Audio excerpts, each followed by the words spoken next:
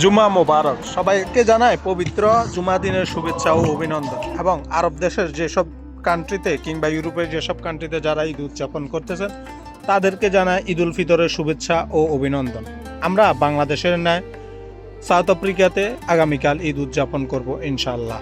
South আফ্রিকায় 30টি রমজান হবে ইনশাল্লাহ, তাই আমরা পবিত্র জুমার নামাজ আদায় করতে আজকে মসজিদের দিকে রওনা হচ্ছি। এই হচ্ছে সাউথ আফ্রিকার অবস্থা।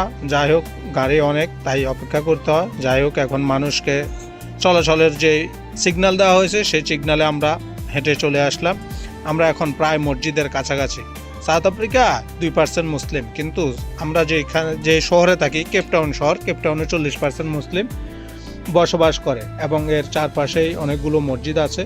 যাই হোক, আমরা সৌভাগ্যবান যে আমরা হেঁটে হেঁটে মসজিদে আসতে পারি এবং মসজিদে জুমার সালাত আদায় করতে পারি, যা অন্য অন্য জায়গায় সাউথ আফ্রিকায় বাংলাদেশিদের দ্বারা সম্ভব হয় না। কোথাও নামাজ পড়তে পারে, কোথাও পারে না। যাই হোক, তারপরেও অনেক জায়গা আছে বাঙালিরা যেখানে যায় হয়তো একটা মসজিদ স্থাপন করার চেষ্টা করে, বা অনেক জায়গায় বাঙালিরা মসজিদ স্থাপন করে। এটা বাঙালির মসজিদ না, এটা হচ্ছে সাউথ আফ্রিকান কালার্ড মুসলিম।